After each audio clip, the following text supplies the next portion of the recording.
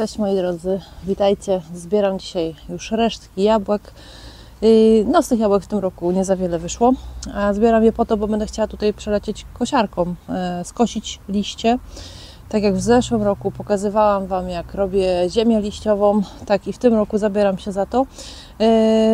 No, zaraz Wam pokażę w ogóle, jak wyszła ta ziemia liściowa z zeszłego roku, bo już tam zaglądałam i naprawdę jestem zadowolona z efektu. Także w tym roku powtarzam cały proces, zbieram sobie te liście i będę je kompostowała. Jak to robiłam, jak cały proces układania tego wszystkiego wyglądał, tak, w moim kompostowniku. Do tego odsyłam Was do tego poprzedniego filmu, bo bez sensu, żebym w tym roku to samo Wam pokazywała. Myślę, że tam w miarę fajnie wszystko omówiłam. Dlatego jeżeli jesteście ciekawi, jak taki kompost z liści zrobić, jak taką ziemię liściową zrobić, to pod filmem oczywiście będzie link do tamtego filmu, także zapraszam Was serdecznie. A teraz pokażę Wam, jakie są efekty po prostu tego robienia tej ziemi liściowej, bo no, są, powiem Wam, zaskakujące jak dla mnie.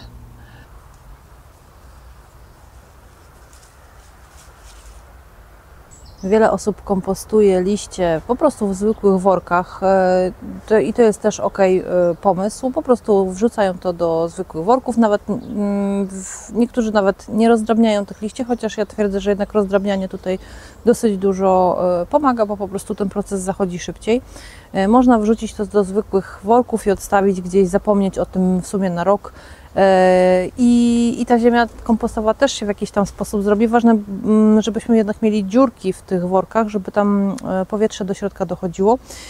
Ja mój proces kompostowania liści zaczęłam w naszych kompostownikach. Na tamten czas miałam akurat pusty ten plastikowy kompostownik i wrzuciłam liście po prostu sobie do jednej komory. Robiłam te warstwy, tak jak Wam tam pokazywałam na filmie, jak to mniej więcej wyglądało. Nie wiem, czy to koniecznie było potrzebne, ale u mnie to zadziałało, było ok. Następnie gdzieś tam w międzyczasie przerzuciłam te liście i to jest według mnie ważne, żeby to przerzucenie miało miejsce. Ja nie mówię tutaj o przerzucaniu kompostu, nie wiem, raz na 2 tygodnie czy raz na miesiąc, ale przynajmniej te 2 razy w roku powinniśmy ten kompost moim zdaniem przerzucić.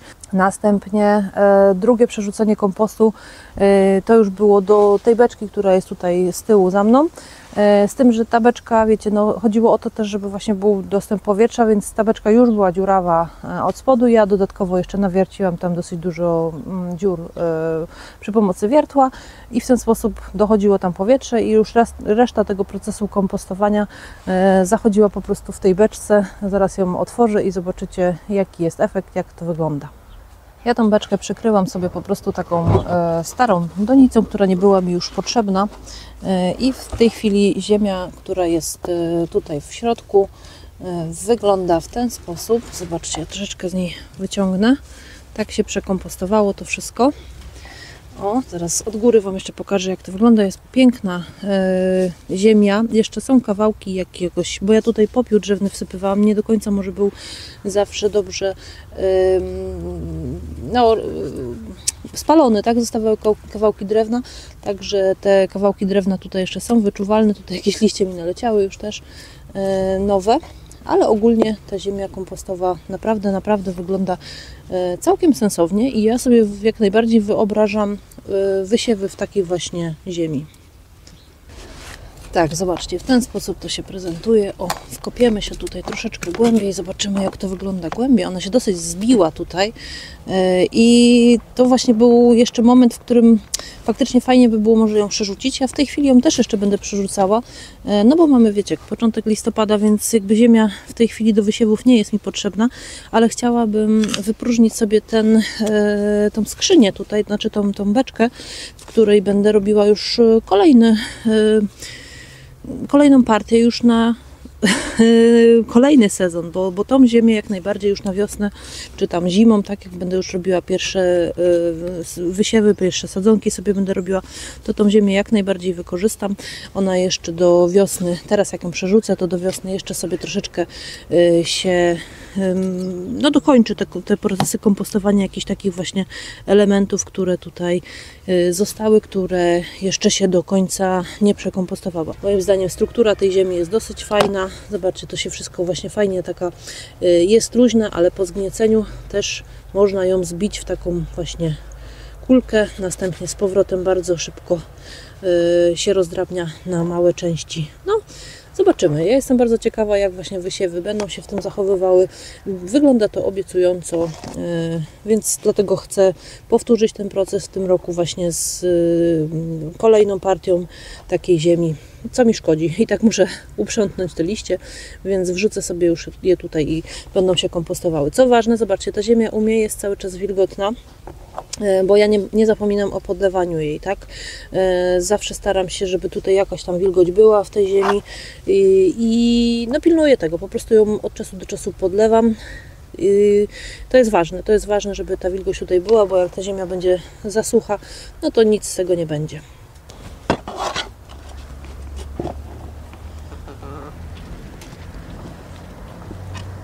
Na początku myślałam, że nie będę przesiewała tej ziemi, że zostawię po prostu te wszystkie kawałki drewienek tu w środku, ale jednak moja kura mnie namówiła na to, żebyśmy to zrobiły od razu. Nie, żartuję oczywiście. Słuchajcie, tak sobie pomyślałam, że w sumie jak ja to teraz przesieję, to już nie będę miała tej roboty później po prostu i ta ziemia już będzie taka fajna, gotowa właśnie do wysiewów i będę sobie mogła już zimą ją no, bezpośrednio używać. Już nie będę musiała tych prac wykonywać teraz, jak i tak to przerzucam, więc przerzucę sobie to przez sitko i od razu przesieję te kawałki, te fragmenty, które się nie przekompostowały, takie większe, bo to mniejsze wiadomo, że i tak przelecą mi tutaj przez oczka, ale te większe już sobie przesieję i będę miała z tym spokój. Już mi nawet nowe liście tutaj wiatr dorzuca. Te liście jeszcze muszą troszeczkę poczekać na swoją kolej. No, a tak tą robotę będę miała właśnie zrobioną i już ziemia będzie gotowa do siania na wiosnę, a ja się nie będę musiała martwić i kombinować, jaką ziemię kupić, bo będę miała swoją.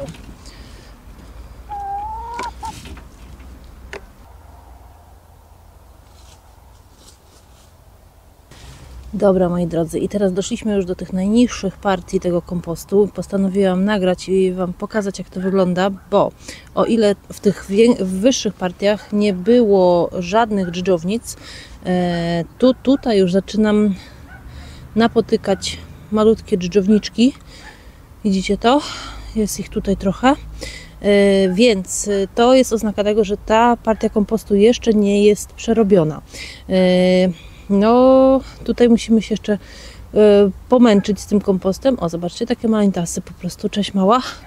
I ja już teraz tej partii nie będę wrzucała, bo nie wiem, czy Wam chyba nie powiedziałam w końcu, że ten kompost, znaczy tą ziemię liściową, którą już sobie tutaj przesiewam, to po prostu wrzucam do beczki, do mojego tunelu foliowego i tam sobie będzie już czekał gotowy na wysiewy, tak jak mówiłam wcześniej. Natomiast ta partia, która jeszcze tutaj ma dżdżownicę, to znaczy, że ona jeszcze nie jest gotowa. Zresztą tutaj nawet widać bardzo dużo elementów jeszcze nie przekompostowanych, także takie gałązki różne i tak dalej. To wszystko w tej chwili odrzucam, te większe takie, nie? To wszystko idzie sobie na jeszcze jeden raz przekompostowanie i tak samo to. Ja ten kompost teraz przemieszam i fajnie, że te zalążki tutaj są, tych dżdżownic, że te małe dżdżowniczki tutaj są, bo one mi się przysłużą do kompostowania tych nowych liści. I teraz jeszcze jedna uwaga odnośnie tlenu. Musimy pamiętać o tym, że w procesie kompostowania bardzo ważny jest tlen, dostęp tlenu, bo proces kompostowania to nie jest proces, który zachodzi jakby samoistnie. Potrzebne są do tego różne organizmy. W procesie kompostowania ważne jest to, żeby wewnątrz tego naszego kompostu, tej naszej materii całej, było dużo organizmów, które będą go przerabiały. No bo w ten sposób właśnie powstaje ziemia kompostowa. To jest w dużej mierze obornik z tych właśnie zwierzątek, z tych żyjątek, które tam są.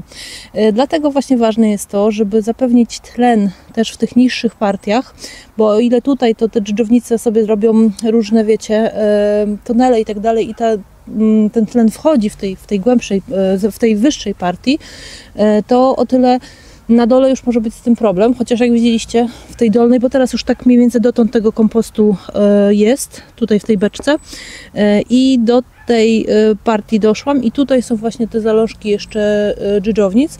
To świadczy o tym, że tlen tam jest, bo te zwierzęta tam żyją, tak? Te organizmy tam są, ale też no jeszcze ten proces kompostowania tutaj w tej partii nie zakończył się, nie przebiegł do końca. Tutaj one już sobie poradziły, w tych wyższych partiach tutaj fajnie mi przerobiły, natomiast ta partia jeszcze musi być przekompostowana i to daje mi do myślenia osobiście, że te dziurki, które ja tutaj wywierciłam, moim zdaniem ich jest za mało. Ich mogłoby być więcej, wtedy ten proces kompostowania może by poszedł też szybciej. Te organizmy by szybciej sobie poradziły z przerobieniem tego wszystkiego. Także ja teraz to wszystko wypróżnię. Troszeczkę im tam poprzemieszam, to niestety będą musiały sobie z tym poradzić, ale nawiercę więcej dziurek i wtedy wrzucę tą partię kompostu, która się nie przerobiła. Będę przerzucać nią te skoszone, zgrabione, czy tam skoszone, ja to akurat kosiarką zbieram, skoszone liście będę przerzucać tą partią kompostu, tej materii, która się kompostuje jeszcze i w której właśnie jest dużo jeszcze tego życia takiego, nie? Także taka moja metoda na to.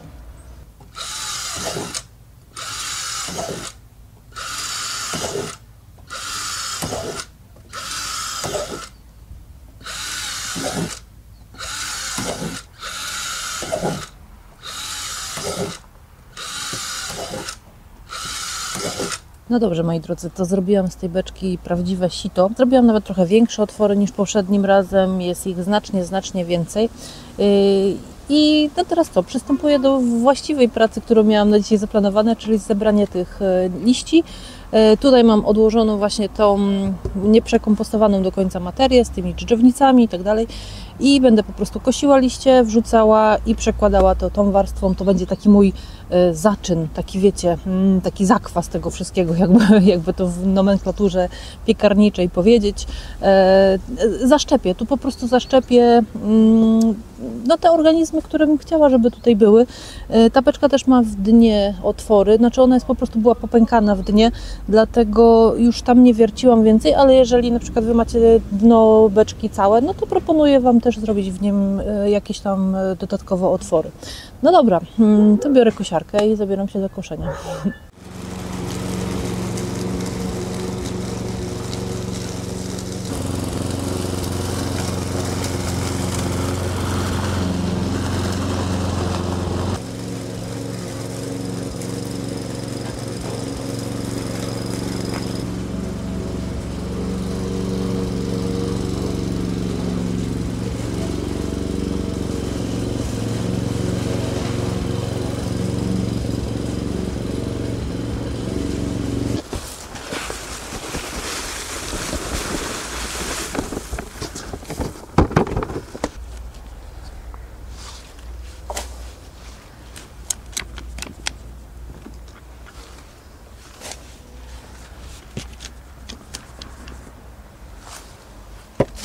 Moczymy to wszystko elegancko.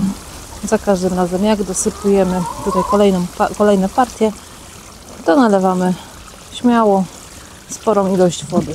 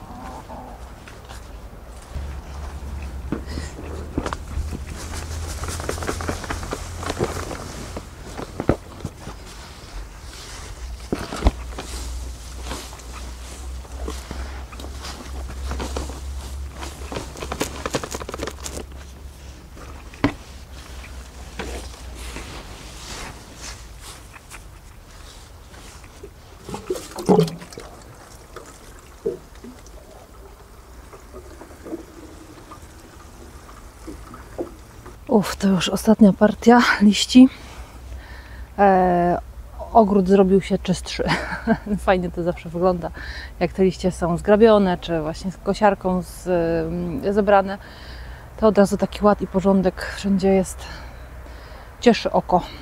Jeszcze jedna rzecz mi się przypomniała, bo w zeszłym roku pamiętam, że był taki komentarz, że fajnie by było dodać do tego kompostu z liści karton, bo dżdżownice budują sobie z niego kokony do rozmnażania się po prostu potrzebują. Okej, ja to wszystko rozumiem, bo dżdżownice potrzebują, tak, to jest prawda, dżdżownice potrzebują celulozy do budowy właśnie tych kokonów. Tylko pamiętajcie, że one potrzebują w sumie celulozy. W kartonie tej celulozy też nie ma jakichś ogromnych ilości. No i one, no nie wiem, no to nie jest tak, że one sobie budują z tego kartonu, wiecie, tną go na cegiełki i budują z tego kartonu te swoje kokony, tylko po prostu no, wyciągają z niego tą celulozę, nie? Jeżeli robimy kompost z liści, to automatycznie też w tych liściach są przecież ogonki od liści, nie? W tych ogonkach od liści też jest celuloza. I moim zdaniem do takiego kompostu z liści nie potrzeba dodawać kartonu, dlatego ja tego nie robię. No i tyle, co chciałam powiedzieć właśnie na temat celulozy i kartonu. Takie mądrości moje. No dobra, kochani. Zobaczymy, jak to się przerobi. W zeszłym roku było więcej dodawane właśnie jeszcze tych obornika. Pamiętam, że to chyba był od królików, taki już przekompostowany częściowo. W sumie taka bardziej chyba gnojówka to była, z tego co pamiętam. Ale w tym roku nie dodaję. Teraz dodałam tylko tą część, którą wiecie, to co się nie przekompostowało za pierwszym razem. Zostało tutaj dodane i zobaczymy, jak to będzie wyglądało. Ja to w miarę możliwości będę się starała mieszać, ale nie w ten sposób, że teraz wiecie, tam specjalnie gmerać w tym wszystkim. Na razie niech to sobie nawet do wiosny postoi. Na wiosnę postaram się to wszystko wyrzucić, przemieszać, wrzucić z powrotem, bo nie chcę teraz tych kompostowników zajmować tymi liśćmi, więc zrobię to, będę się starała robić to w tej beczce w jakiś sposób, no nie wiem jak, pewnie nie będzie to za łatwe zadanie, ale no postaram się jakoś to tutaj ogarnąć. Ale też no, jakby nie robię sobie z tym, wiecie, jakichś takich, że to musi być koniecznie przewrócone na wiosnę, bo po prostu wydaje mi się, że dżdżownice same sobie z tym wszystkim poradzą, że one jak już tutaj się osiedlą w środku w większej ilości, to po prostu same to wszystko przemieszają w odpowiednim swoim tam rytmie i ja tutaj nie za bardzo jestem do tego, znaczy nie jestem aż tak bardzo potrzebna. No, zapewniłam im tutaj dostęp tlenu, tak mi się wydaje, że będzie ok. Teraz to przykryję, żeby to też, wiecie, za dużo tej wody nie dostawało, no bo woda jest tutaj ważna, ale też nie dajmy, żeby teraz na przykład, nie wiem, będzie deszczowa czy tam śnieżna zima i ta woda cały czas będzie tutaj nalatywała. No to wtedy tam się zrobi bagno i te procesy kompostujące no nie będą takie prawidłowe, jak powinny być. Natomiast jeżeli my będziemy to kontrolowanie podlewali, widzieli, że tutaj wysycha i dolewali wody, no to wtedy myślę, że to jest znacznie bezpieczniejsze, dlatego ja sobie to teraz z powrotem przykryję tą donicą starą. To nie będzie szczelne, tutaj dostęp powietrza dalej jest od góry tak samo i zobaczymy. Zobaczymy znowu za rok, jak to będzie wyglądało, czy ta ziemia będzie lepsza od tamtej, jak to się będzie miało. Ja i tak jestem bardzo zadowolona z tego, co udało mi się uzyskać z zeszłego roku. Już jakaś partia własnej ziemi do wysiewu jest. No i zobaczymy, jak te roślinki sobie będą w niej radziły. Wszystko się okaże w praktyce. Tutaj trzeba cierpliwości, no i wytrwałości w tym wszystkim. A na dzisiaj dziękuję Wam serdecznie za oglądanie. Dzięki serdeczne za wszystkie Wasze komentarze. Dziękuję z góry. Dziękuję z góry za wszystkie Wasze łapki i te do góry, i te w dół.